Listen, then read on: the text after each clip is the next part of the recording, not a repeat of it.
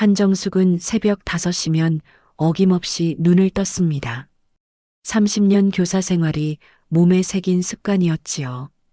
은퇴한 지 3년이 지났지만 여전히 새벽은 그녀의 시간이었습니다. 거실 창문을 열자 서울 외곽의 차가운 공기가 들어왔습니다. 아파트 단지는 고요했습니다. 정숙은 커튼을 정돈하고 소파 쿠션을 반듯하게 세웠습니다. 모든 것이 제자리에 있어야 했습니다. 그래야 마음이 편했습니다. 엄마, 물 좀 주세요. 손자 민우의 목소리였습니다.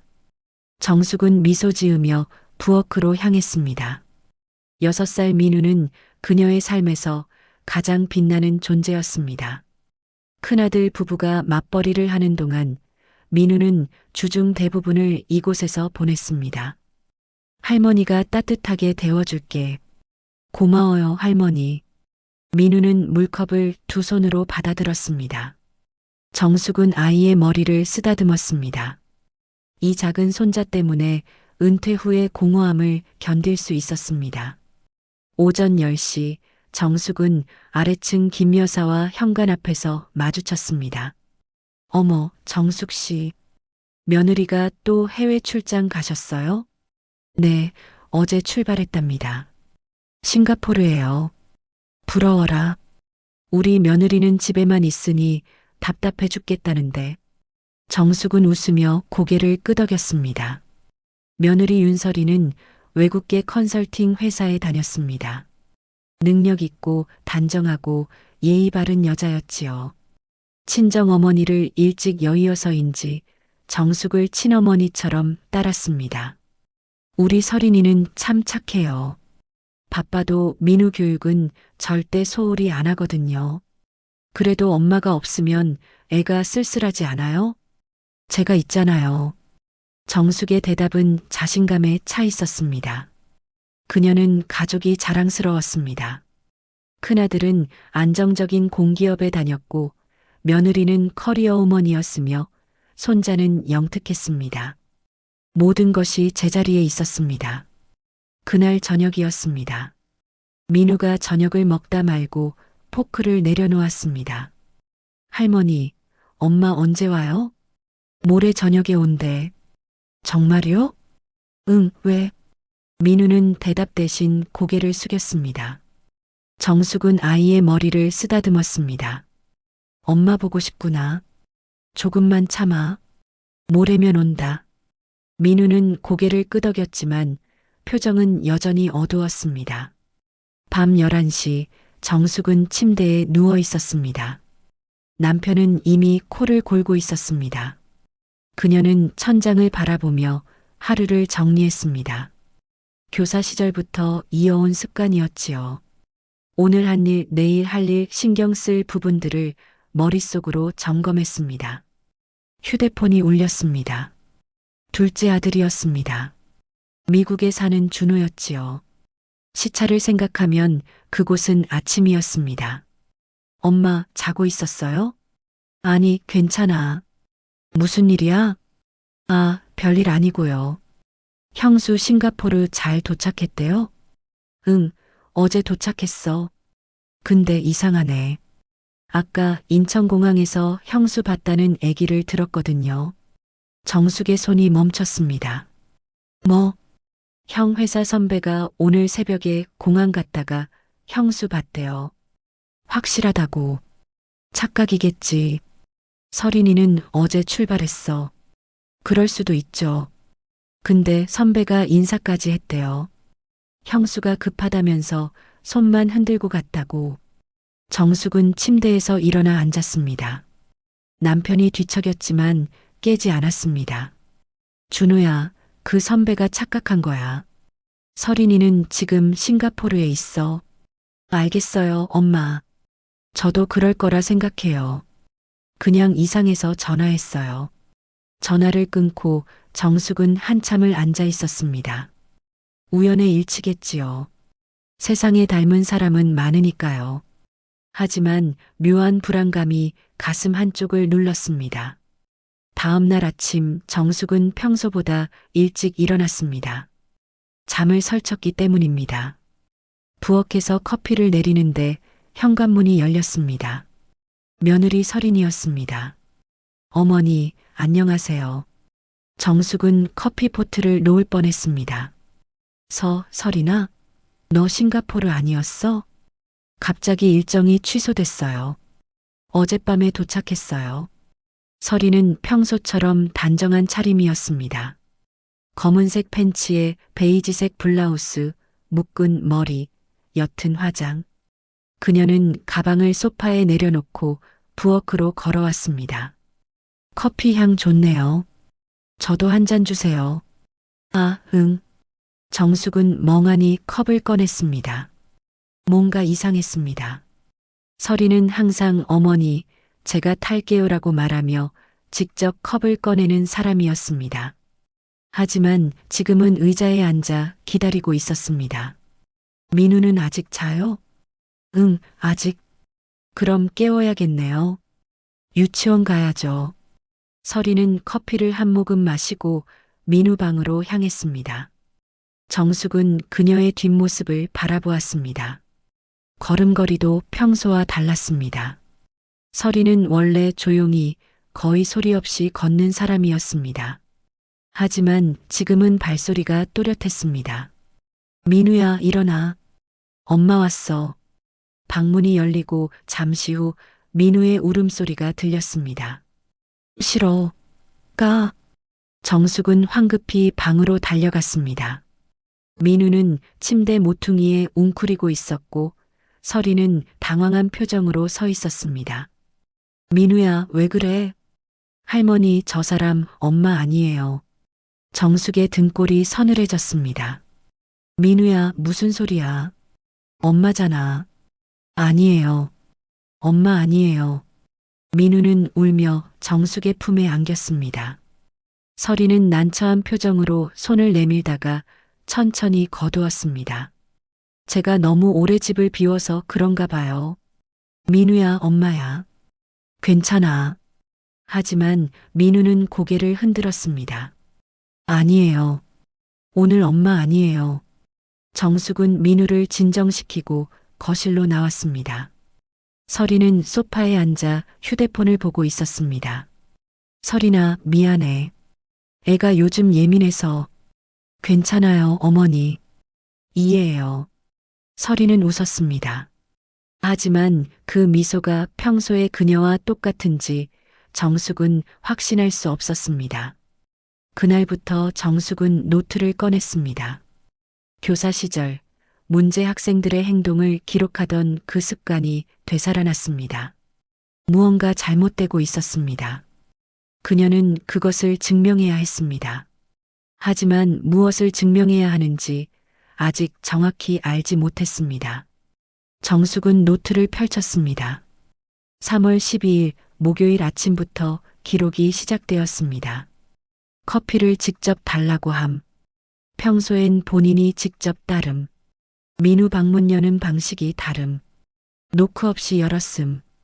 저녁 식사 때 김치를 먼저 먹음. 설이는 항상 반찬을 먼저 먹은 후 김치를 먹었음. 사소한 것들이었습니다. 하지만 교사 생활 30년이 가르쳐 준 것이 있었습니다. 아이들의 변화는 작은 행동에서 시작된다는 것이었지요. 이틀 후 정숙은 또 다른 것을 발견했습니다. 설인이 현관 신발장을 열었을 때였습니다. 그녀는 잠시 망설이다가 정숙의 구두를 꺼냈습니다. 어머니, 이거 제 거 아니었나요? 정숙은 숨을 멈췄습니다. 내 건 그 옆이야. 항상 거기 두잖아. 아, 맞다. 죄송해요. 설이는 웃으며 자신의 신발을 꺼냈습니다. 하지만 정숙은 알고 있었습니다. 설이는 이 집에서 3년을 살았습니다. 자기 신발 위치를 모를 리 없었습니다. 그날 밤 정숙은 남편 옆에 누워 속삭였습니다. 여보, 설인이 좀 이상하지 않아요? 뭐가? 말투도 다르고 행동도 달라졌어요. 남편은 눈을 감은 채 대답했습니다. 사람이 매일 똑같을 순 없지. 당신 너무 예민한 거 아니야? 하지만 내일 얘기해. 자자. 정숙은 천장을 바라보았습니다. 아무도 믿어주지 않았습니다. 심지어 큰아들도 엄마 서린이가 바쁘니까 예민해진 거예요 라고만 했습니다. 3월 15일 일요일 정숙은 결심했습니다. 서린이 외출한다고 했습니다. 회사 동료들과 점심 약속이 있다고 했지요. 정숙은 민우를 남편에게 맡기고 조용히 집을 나섰습니다. 서린은 지하철을 탔습니다. 정숙은 두 칸 뒤에서 따라 탔습니다. 심장이 빠르게 뛰었습니다. 이런 일은 처음이었습니다. 하지만 멈출 수 없었습니다. 서린은 강동구 어느 역에서 내렸습니다. 정숙은 모자를 눌러 쓰고 뒤를 따랐습니다. 골목길이 나타났습니다. 낡은 빌라들이 줄지어 있었습니다. 서린은 한 빌라 앞에서 멈춰 섰습니다. 비밀번호를 누르고 안으로 들어갔습니다. 정숙은 숨을 죽이고 기다렸습니다. 10분쯤 지났을까요? 현관문이 열렸습니다. 서린이 나왔습니다. 아니, 서린이었지만 아니었습니다. 머리는 짧게 자른 단발이었고 옷차림은 낡은 트레이닝복이었습니다. 화장기 없는 얼굴, 구부정한 어깨. 하지만 얼굴은 똑같았습니다. 정숙은 전봇대 뒤에 숨었습니다. 여자는 편의점 방향으로 걸어갔습니다. 정숙은 떨리는 다리로 빌라 앞으로 다가갔습니다. 초인종을 눌렀습니다. 누구세요? 낮고 지친 목소리였습니다. 택배요. 문이 열렸습니다. 거기 또 한 명의 서린이 서 있었습니다. 정숙은 뒷걸음질 쳤습니다. 여자는 놀란 표정으로 정숙을 바라보았습니다. 누구세요? 넌 누구야? 여자는 침을 삼켰습니다. 그리고 천천히 문을 닫으려 했습니다. 정숙은 재빨리 문을 붙잡았습니다. 대답해. 넌 누구냐고. 저는 윤서린이야 아니야? 여자는 고개를 저었습니다. 눈가에 눈물이 맺혔습니다. 아니에요. 저는 윤서아예요. 정숙의 손에서 힘이 빠졌습니다. 여자는 문을 열고 정숙을 안으로 들였습니다. 좁고 어두운 원룸이었습니다. 침대 하나, 작은 식탁 하나, 그게 전부였습니다. 침대에는 누군가 누워 있었습니다. 늙고 수척한 여자였습니다. 산소호흡기를 끼고 있었지요. 어머니세요. 폐암 말기예요. 서아는 작은 목소리로 말했습니다. 정숙은 의자에 주저앉았습니다. 너희가 쌍둥이야? 네. 서린이는 알아? 서아는 고개를 끄덕였습니다. 언니가 저를 고용했어요. 고용? 돈을 줬어요. 언니 대신 집에 가라고. 언니가 바쁠 때 대신 그 집에 있으라고. 정숙의 손이 떨렸습니다. 언제부터? 오래전부터요. 처음엔 한두 번이었어요. 그런데 점점 자주. 우리 집을 속인 거야? 우릴 바보로 만든 거야? 서아는 고개를 숙였습니다. 죄송해요. 하지만 저도 어머니 병원비가 필요했어요. 언니가 매달 300을 줬어요. 정숙은 눈을 감았습니다. 가슴이 무너져 내리는 것 같았습니다. 우리 아들은 알아? 모를 거예요. 언니만 알아요. 민우도 몰라. 아이는 느낀 것 같아요. 정숙은 떠올렸습니다. 민우가 울며 말했던 것을. 오늘 엄마 아니에요. 아이는 알고 있었습니다. 엄마가 2명이라는 것을. 왜 이런 짓을 한 거야? 서아는 눈물을 닦았습니다. 저도 잘 모르겠어요. 언니는 그냥 바쁘다고만 했어요. 회사 일도 많고 집안일도 힘들다고. 그래서 가끔 대신 좀 해달라고. 가끔이 아니잖아. 거의 매주잖아. 네. 정숙은 노트를 꺼냈습니다. 떨리는 손으로 날짜를 확인했습니다. 지난 석 달 동안 서린의 행동 패턴에는 명확한 간격이 있었습니다. 이틀은 정상, 사흘은 이상함. 그 패턴이 반복되었습니다.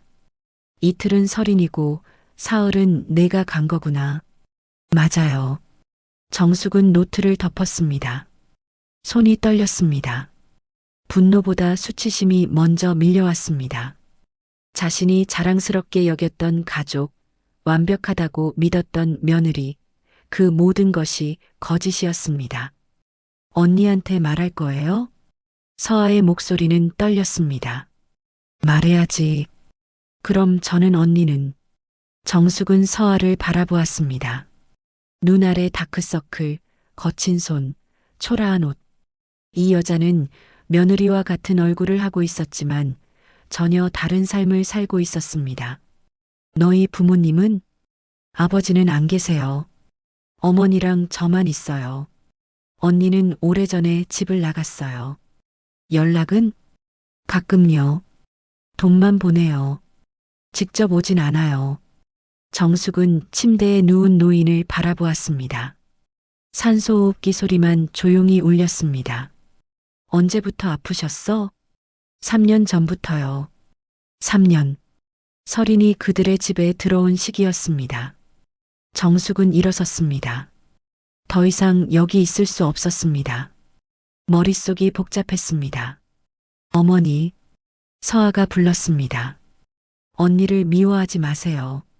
언니도 힘들었을 거예요. 정숙은 대답하지 않았습니다. 문을 열고 나갔습니다. 집으로 돌아오는 길은 멀게 느껴졌습니다. 지하철 안에서 정숙은 창밖을 바라보았습니다. 자신의 얼굴이 흐릿하게 비쳤습니다. 우리 집이 속았다. 그 말이 계속 머릿속을 맴돌았습니다. 설인이 자신들을 속였다는 사실보다 자신이 그것을 눈치채지 못했다는 사실이 더 수치스러웠습니다. 집에 도착했을 때 저녁 6시였습니다. 현관문을 열자 민우가 달려왔습니다. 할머니. 그래, 우리 민우. 잘 있었어? 응. 엄마는? 엄마는 아직 안 왔어. 민우는 고개를 끄덕이고 다시 거실로 돌아갔습니다. 정숙은 부엌으로 갔습니다. 남편이 설거지를 하고 있었습니다. 어디 갔었어? 한참 찾았잖아. 그냥 바람 쐬러요. 정숙은 냉장고 문을 열었습니다. 하지만 무엇을 꺼낼지 생각나지 않았습니다. 그녀는 그대로 냉장고 문을 닫았습니다. 그날 밤 정숙은 노트를 펼쳤습니다. 새로운 페이지에 적었습니다. 윤서아, 쌍둥이 동생, 병든 어머니, 300만 원. 그리고 그 아래 질문을 적었습니다. 설이는 왜 이런 짓을 했나? 언제부터였나? 우리 아들은 정말 모를까? 정숙은 펜을 놓았습니다. 답은 하나도 없었습니다. 하지만 한 가지는 확실했습니다. 이 비밀을 밝히는 순간 그녀의 가족은 무너질 것이었습니다. 정숙은 이틀 동안 아무 말도 하지 않았습니다. 설인이 출근하고 남편이 산책을 나가고 민우가 유치원에 가는 동안 그녀는 노트만 들여다보았습니다. 증거를 모았습니다. 사진, 날짜, 기록. 서아의 집 주소도 적어두었습니다. 하지만 어떻게 말해야 할지 알 수 없었습니다. 3월 18일 금요일 정숙은 결심했습니다. 여보, 이번 주말에 우리 집에서 저녁 먹자고 해. 갑자기 왜? 그냥 오래간만에 가족끼리 모이고 싶어서. 남편은 고개를 끄덕였습니다. 큰아들 지훈에게 전화했습니다. 엄마, 무슨 일 있어요? 아니야. 그냥 다 같이 밥 먹고 싶어서. 요즘 바쁜데. 이번 주만이야. 꼭 와. 지훈은 잠시 침묵하다 대답했습니다. 알겠어요. 3월 20일 일요일 저녁이었습니다. 식탁에는 정숙이 정성껏 차린 음식들이 놓여 있었습니다. 잡채, 갈비찜, 된장찌개, 김치전. 평소보다 훨씬 많은 양이었습니다. 지훈과 설인이 도착했습니다. 민우가 현관으로 달려갔습니다. 아빠. 그래, 우리 아들. 지훈은 민우를 안아 올렸습니다. 서리는 정숙에게 공손하게 인사했습니다. 어머니, 맛있겠어요. 많이 먹어. 식사가 시작되었습니다. 처음엔 평범한 대화가 오갔습니다. 회사 이야기, 민우 유치원 이야기, 날씨 이야기. 하지만 정숙은 계속 침묵했습니다. 엄마, 왜 안 드세요? 지훈이 물었습니다. 응, 먹는다. 정숙은 젓가락을 들었습니다. 하지만 입으로 가져가지 못했습니다. 손이 떨렸습니다. 엄마, 괜찮으세요? 지훈아. 정숙은 젓가락을 내려놓았습니다. 엄마가 할 말이 있어. 식탁의 분위기가 바뀌었습니다. 서린이 움직임을 멈췄습니다. 남편도 정숙을 바라보았습니다. 무슨 얘기? 정숙은 가방에서 노트를 꺼냈습니다. 그리고 천천히 식탁 위에 펼쳤습니다. 이게 뭐예요? 지훈이 노트를 들여다보았습니다. 날짜, 시간, 행동 기록들. 그는 미간을 찌푸렸습니다. 엄마, 이게 뭔데요? 서린이 기록이야. 서린의 얼굴이 굳었습니다. 어머니, 내가 한 일을 다 적었어. 언제 내가 이상했는지, 언제 평소와 달랐는지. 정숙은 다른 종이를 꺼냈습니다. 서아의 집을 찍은 사진이었습니다. 그리고 이 집에도 갔어. 강동구 빌라. 서린의 손이 떨렸습니다. 지우는 이해할 수 없다는 표정으로 두 사람을 번갈아 보았습니다. 엄마, 무슨 소리예요? 내 아내는 쌍둥이야. 식탁이 조용해졌습니다. 민우가 숟가락을 놓는 소리만 들렸습니다. 쌍둥이? 윤서아라는 여자가 있어. 서린이랑 똑같이 생겼지. 그 여자가 서린 대신 우리 집에 왔어. 여러 번. 지우는 서린을 바라보았습니다. 서린아, 이게 무슨 소리야? 서린은 입술을 깨물었습니다. 대답하지 않았습니다. 대답해. 지훈의 목소리가 커졌습니다. 민우가 움찔했습니다. 맞아요. 서린의 목소리는 작았습니다. 뭐? 동생이 있어요. 쌍둥이. 지훈은 의자를 뒤로 밀며 일어섰습니다. 왜 말 안 했어? 왜 숨겼어? 말할 수 없었어요. 왜? 당신 집이 감옥 같았으니까. 서린의 목소리가 터져 나왔습니다. 그녀는 눈물을 흘리며 소리쳤습니다. 매일 똑같은 시간에 일어나고 똑같은 음식 먹고 똑같은 말 듣고 어머니 눈치 보고 당신 눈치 보고 민우한테 완벽한 엄마인 척하고 숨막혀 죽을 것 같았어요. 그래서 동생을 보낸 거야? 네. 저도 숨 좀 쉬고 싶었어요. 지우는 머리를 감싸쥐었습니다. 미쳤구나. 정말 미쳤어. 나만 미친 거예요? 이 집은 정상이에요? 어머니가 제 신발 위치까지 정해놓고 제가 뭘 먹는지 다 체크하고 민우 교육 방식까지 간섭하는 게 정상이에요? 정숙의 얼굴이 창백해졌습니다. 난 너희를 위해서. 위해서요? 어머니 만족을 위해서죠. 서리는 노트를 집어들었습니다. 이것 좀 보세요. 저를 감시한 거잖아요. 제가 뭘 먹고 어떻게 걷고 어떻게 말하는지 다 적어놨어요. 이게 사랑이에요? 민우가 울기 시작했습니다. 작게 조용히. 하지만 식탁의 모든 사람이 들을 수 있었습니다. 민우야. 지훈이 아이에게 다가갔습니다. 하지만 민우는 할머니에게 안겼습니다. 할머니 무서워요. 정숙은 민우를 꼭 안았습니다. 그리고 서린을 바라보았습니다. 내가 이렇게까지 힘들었어? 서린은 대답하지 않았습니다. 눈물만 흘렸습니다. 그때 현관 초인종이 울렸습니다. 모두가 멈췄습니다. 정숙은 민우를 남편에게 맡기고 현관으로 갔습니다. 문을 열었습니다. 윤서아였습니다. 어머니, 서아는 떨리는 목소리로 말했습니다.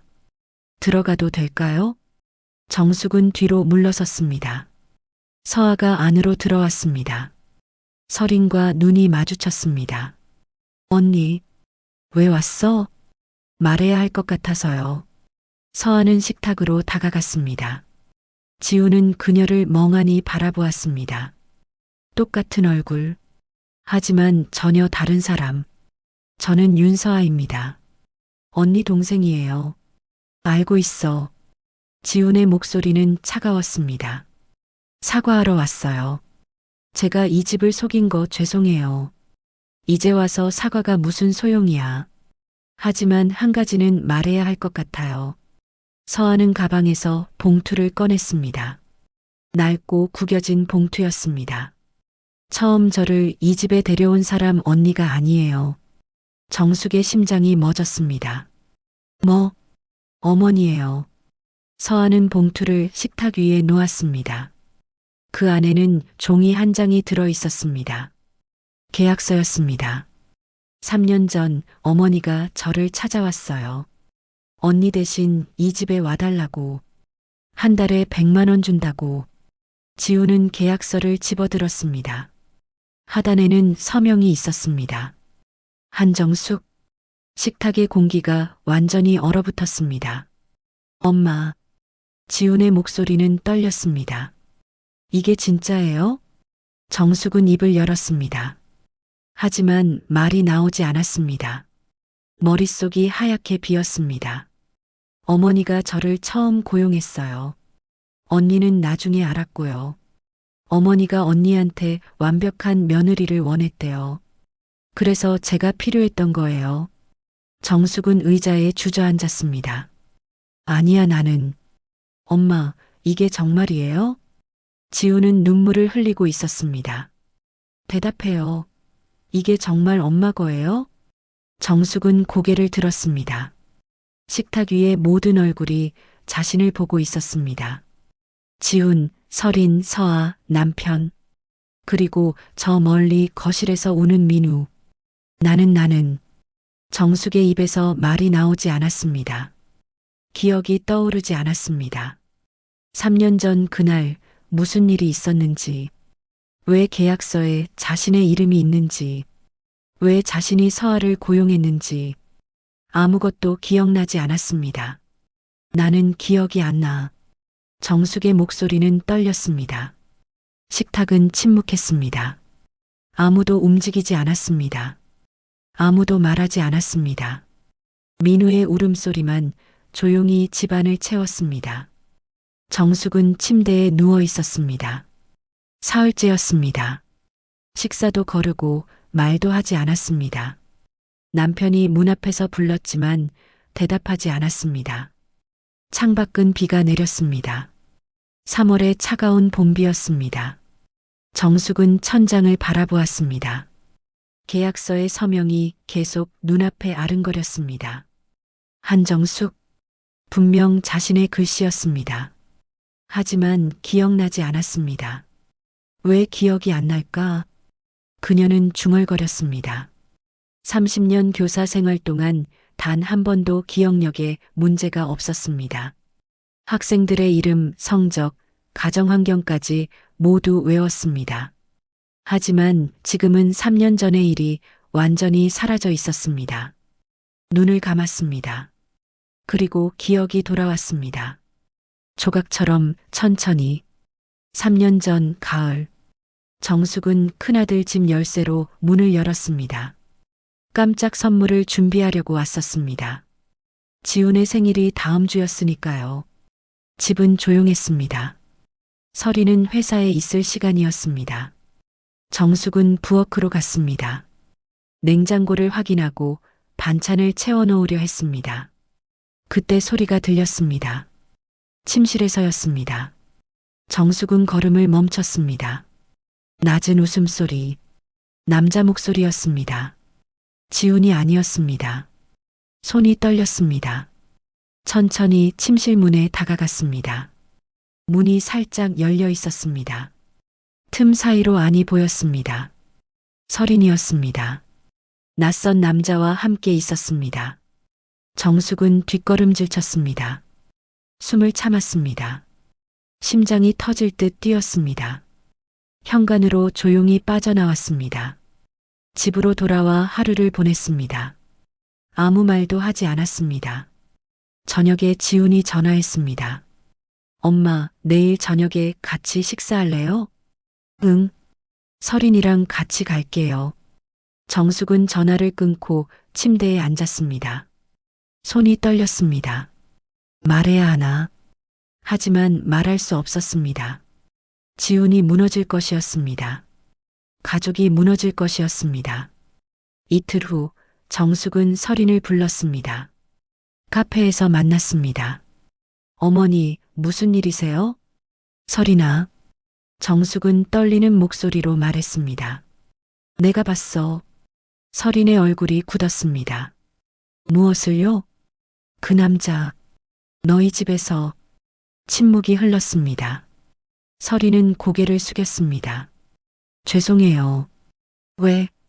사랑했어요. 정숙은 손을 떨며 커피를 마셨습니다. 지훈이한테 말할 거야? 아니요. 왜? 말할 수 없어요. 지훈이가 무너질 거예요. 그럼 설이는 눈물을 흘렸습니다. 헤어질게요. 그 남자랑 다시는 안 만날게요. 정숙은 믿을 수 없었습니다. 하지만 믿고 싶었습니다. 가족이 지켜지길 원했습니다. 약속해? 네. 약속할게요. 하지만 한 달 후 정숙은 다시 설인을 미행했습니다. 설인은 그 남자를 만났습니다. 호텔 로비에서 손을 잡고 있었습니다.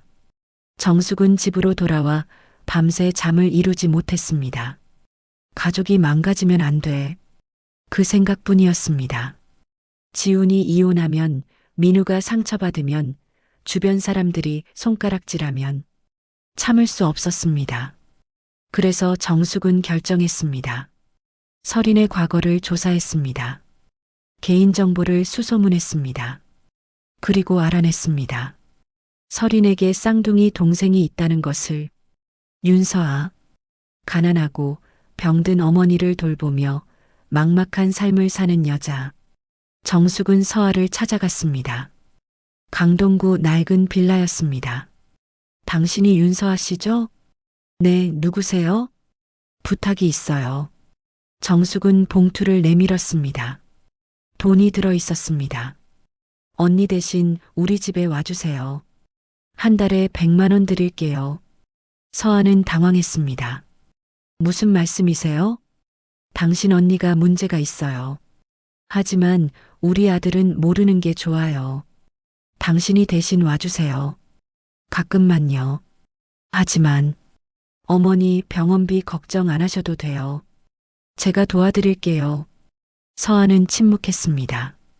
그리고 고개를 끄덕였습니다. 알겠어요. 정숙은 계약서를 작성했습니다. 서명했습니다. 한정숙. 그리고 설인을 다시 불렀습니다. 내가 그 남자를 계속 만난다면 지훈한테 말할 거야. 설인은 눈물을 흘렸습니다.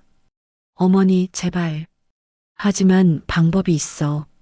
정숙은 서아의 사진을 보여줬습니다. 내 동생이 대신 우리 집에 올 거야. 내가 바쁠 때, 내가 그 남자를 만날 때, 동생이 대신 며느리 노릇을 할 거야. 미쳤어요. 아니면 이혼해. 지훈이한테 사실대로 말하고. 설이는 무너졌습니다. 선택의 여지가 없었습니다. 알겠어요. 그렇게 모든 것이 시작되었습니다. 정숙은 눈을 떴습니다. 기억이 돌아왔습니다. 모두 선명하게 내가 시작한 거였어. 그녀는 이불을 걷어차고 일어났습니다. 거울 앞에 섰습니다. 창백한 얼굴, 핏기 없는 입술, 움푹 들어간 눈. 나는 가족을 지키려 한 게 아니었어. 정숙은 자신에게 말했습니다. 통제하려 했던 거야. 모든 것을 제자리에 두고 싶었습니다. 완벽한 며느리, 완벽한 가족, 완벽한 손자. 그것이 무너지는 게 두려웠습니다. 그래서 진실을 숨겼습니다. 설인의 외도를, 서아의 존재를, 자신의 계약을 모두 숨기고 잊고 없었던 일처럼 만들었습니다. 스스로에게조차 거짓말을 했습니다.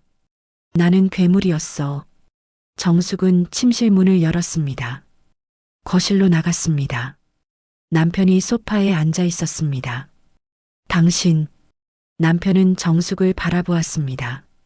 말없이, 하지만 눈빛에는 실망이 가득했습니다. 미안해요. 정숙의 목소리는 떨렸습니다. 모든 게 내 잘못이에요. 남편은 고개를 돌렸습니다. 대답하지 않았습니다. 정숙은 핸드폰을 꺼냈습니다. 지훈에게 전화했습니다. 엄마. 지훈의 목소리는 차갑고 지쳐 있었습니다. 지훈아, 내가 기억났어. 모든 걸. 침묵이 흘렀습니다. 만나자. 할 얘기가 있어. 내일 가요. 전화를 끊고 정숙은 주저앉았습니다. 눈물이 흘렀습니다. 이제 모든 것을 말해야 했습니다. 진실을, 자신의 죄를, 그리고 용서를 구해야 했습니다. 용서받을 수 있을지는 알 수 없었지만 그래도 말해야 했습니다. 다음 날 오후 지훈이 왔습니다. 설인과 함께였습니다. 민우는 없었습니다. 민우는 친정에 맡겼어요. 설인의 목소리는 차가웠습니다. 세 사람은 거실에 앉았습니다. 남편도 함께였습니다. 정숙은 천천히 말했습니다. 3년 전 그날부터 모든 것을, 설인의 외도를, 서아를 찾아간 것을, 계약서를 쓴 것을, 모든 것을 숨긴 것을. 나는 가족이 무너지는 게 두려웠어. 하지만 그건 핑계였어. 사실은 내가 만든 완벽한 가족이 깨지는 게 싫었던 거야. 지우는 고개를 숙였습니다. 주먹을 쥐었습니다. 엄마가 다 알고 있었어요? 응. 설인이 바람핀 것도? 응. 그런데 왜 내게 말 안 했어요? 너를 지키고 싶었어. 거짓말로요? 정숙은 대답할 수 없었습니다. 설인이 입을 열었습니다. 어머니, 저도 잘못했어요. 뭐? 저도 비겁했어요. 헤어질 용기가 없어서 어머니 제안을 받아들였어요. 서아를 이용했어요. 설이는 눈물을 흘렸습니다. 지훈 씨, 미안해요. 나도 괴물이었어요. 지훈은 두 사람을 번갈아 보았습니다. 그의 눈에는 두려움이 가득했습니다. 엄마도 설인도 다 날 속인 거잖아요. 미안해. 미안하다고 끝이에요? 민우는 어떡하고요? 민우는 엄마가 2명인 줄 알고 자랐어요. 알아, 나도 알아. 정숙은 무너졌습니다. 처음으로 완전히. 나는 내가 행복하길 바랐어. 진짜로. 하지만 방법이 틀렸어. 미안해, 지훈아. 지훈은 소파에서 일어났습니다. 저 이제 가볼게요. 생각 좀 할 시간이 필요해요. 지훈아. 엄마. 전 엄마를 용서할 수 있을지 모르겠어요. 그는 설인의 손을 잡고 현관으로 향했습니다. 문이 닫혔습니다. 정숙은 혼자 남았습니다. 남편도 일어나 방으로 들어갔습니다. 거실에는 정숙만 남았습니다. 그녀는 창밖을 바라보았습니다. 비는 그쳤지만 하늘은 여전히 흐렸습니다. 내가 뭘 한 거지? 정숙은 중얼거렸습니다. 하지만 이제 알았습니다. 자신이 괴물이었다는 것을, 사랑이라는 이름으로 가족을 올감했다는 것을, 그리고 이제 그 대가를 치러야 한다는 것을. 일주일이 지났습니다. 윤설이는 집을 나갔습니다. 짐을 꾸려 원룸을 얻었습니다. 지훈과 이혼 이야기를 시작했습니다. 조용히, 차분하게. 민우는 당분간 지훈이 맡기로 했습니다. 윤서아도 연락이 끊겼습니다. 병든 어머니를 모시고 어디론가 떠났다고 했습니다. 정숙이 보낸 돈도 돌려보냈습니다. 짧은 쪽지와 함께였습니다. 더 이상 빚지고 싶지 않아요. 지훈은 말을 잃었습니다. 회사에 갔다가 집으로 돌아오는 길 정숙의 전화를 받지 않았습니다. 가끔 민우를 데리고 왔지만 인사만 하고 곧 떠났습니다. 엄마, 괜찮으세요? 응, 괜찮아. 하지만 괜찮지 않았습니다. 지훈의 눈에는 두려움이 남아 있었습니다. 엄마가 다시 무언가를 숨기지 않을까, 또 거짓말을 하지 않을까 하는 두려움이었습니다. 집은 조용했습니다. 하지만 이전과는 다른 침묵이었습니다. 이전의 침묵은 규칙과 질서로 채워진 것이었습니다. 모든 것이 제자리에 있고 모든 것이 예측 가능한 침묵이었지요. 지금의 침묵은 달랐습니다. 텅 빈 느낌이었습니다. 정숙은 그 침묵 속에서 혼자 앉아 있었습니다. 남편도 말을 아꼈습니다. 평소보다 더 일찍 산책을 나갔고 더 늦게 돌아왔습니다. 저녁을 먹을 때도 눈을 마주치지 않았습니다. 여보, 정숙이 불렀습니다. 당신도 날 용서 못하겠죠? 남편은 젓가락을 내려놓았습니다. 용서 그런 게 문젠가? 그럼 난 당신이 두려워. 정숙은 숨을 멈췄습니다. 또 뭘 숨기고 있을지, 또 무슨 거짓말을 할지. 30년을 함께 살았는데 이제 당신이 누군지 모르겠어. 남편은 일어났습니다. 방으로 들어가며 말했습니다. 나도 생각 좀 할 시간이 필요해. 정숙은 혼자 남았습니다. 식탁 위의 음식은 차가워졌습니다. 주말이었습니다. 지훈이 민우를 데려왔습니다. 엄마, 주말 동안만 봐줄 수 있어요? 제가 출장 가야 해서. 그래, 당연하지. 감사합니다. 지훈은 민우를 내려놓고 곧바로 돌아섰습니다. 정숙은 그의 등을 바라보았습니다. 지훈아. 네. 미안해. 정말. 지훈은 대답하지 않았습니다. 고개만 끄덕이고 현관문을 나갔습니다. 민우는 정숙의 손을 잡았습니다. 할머니. 응, 우리 민우. 할머니 왜 울어요? 정숙은 눈가를 닦았습니다. 아니야, 안 울었어. 울었어요. 눈이 빨개요.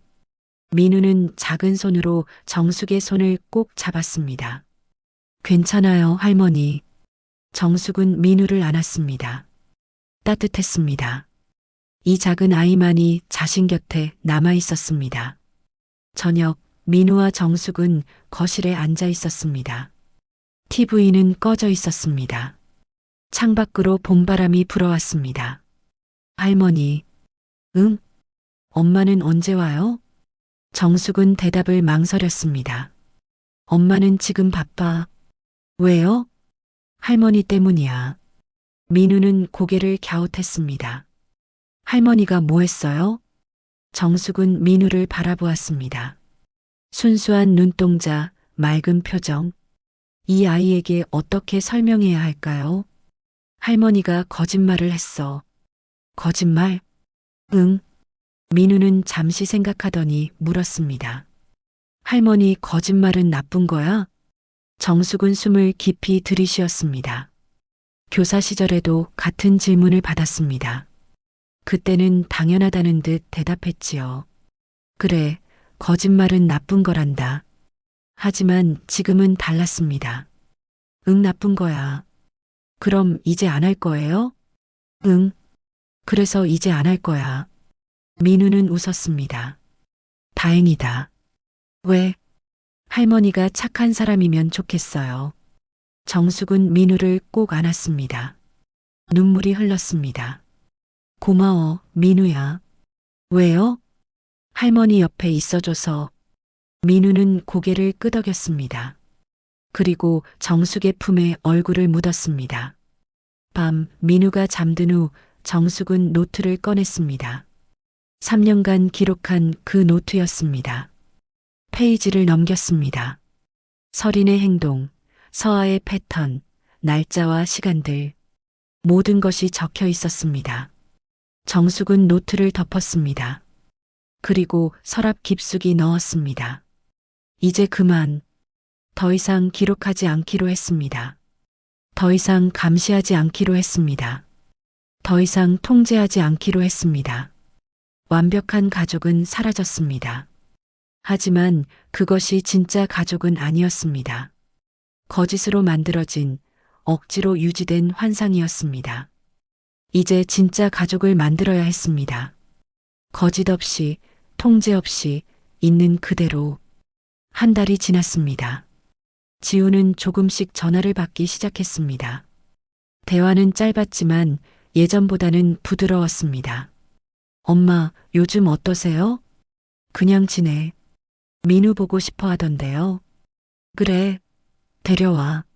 언제든지. 이번 주말에 갈게요. 응, 기다릴게. 설이는 여전히 연락이 없었습니다. 하지만 지훈을 통해 소식을 들었습니다. 새 직장을 구했고 안정을 찾아가고 있다고 했습니다. 서아는 부산으로 내려갔다고 했습니다. 어머니의 상태가 조금 나아졌고 요양병원을 알아보고 있다고 했습니다. 정숙은 그들에게 편지를 썼습니다. 길지 않았습니다. 단 몇 줄뿐이었습니다. 미안합니다. 용서해 주세요. 행복하세요. 답장은 오지 않았습니다. 하지만 괜찮았습니다. 시간이 필요한 것을 알았습니다. 어느 봄날 오후였습니다. 정숙은 민우와 공원에 나왔습니다. 벚꽃이 피어 있었습니다. 바람에 꽃잎이 날렸습니다. 할머니 예뻐요. 그래, 예쁘다. 민우는 꽃잎을 주우며 뛰어다녔습니다. 정숙은 벤치에 앉아 그 모습을 바라보았습니다. 핸드폰이 울렸습니다. 지훈이었습니다. 엄마. 응, 지훈아. 다음 주에 시간 있으세요? 응, 왜? 저희 이야기 좀 하고 싶어요. 설인이랑 같이요. 정숙의 심장이 뛰었습니다. 그래, 좋아. 민우도 같이 가요. 가족끼리 얘기해야 할 것 같아서. 알았어. 기다릴게. 전화를 끊고 정숙은 민우를 바라보았습니다. 아이는 여전히 꽃잎을 주우며 웃고 있었습니다. 민우야. 네. 다음 주에 엄마 아빠 만나러 갈 거야. 정말요? 응. 민우는 환하게 웃었습니다. 좋아요. 정숙도 웃었습니다. 오랜만에 진심으로 웃었습니다. 완벽한 가족은 사라졌습니다. 하지만 진짜 가족이 시작되고 있었습니다. 거짓 없이, 통제 없이 상처를 인정하며 쉽지 않을 것이었습니다. 용서받기까지 오래 걸릴 것이었습니다. 하지만 정숙은 기다릴 준비가 되어 있었습니다. 더 이상 완벽을 강요하지 않기로 했습니다. 더 이상 모든 것을 통제하려 하지 않기로 했습니다. 그저 함께 있기로 했습니다. 있는 그대로. 벚꽃잎이 바람에 날렸습니다. 민우가 웃으며 뛰어왔습니다. 할머니, 이거 예뻐요. 그래, 예쁘다. 정숙은 민우의 손을 잡았습니다. 따뜻했습니다. 그리고 천천히 함께 걸었습니다.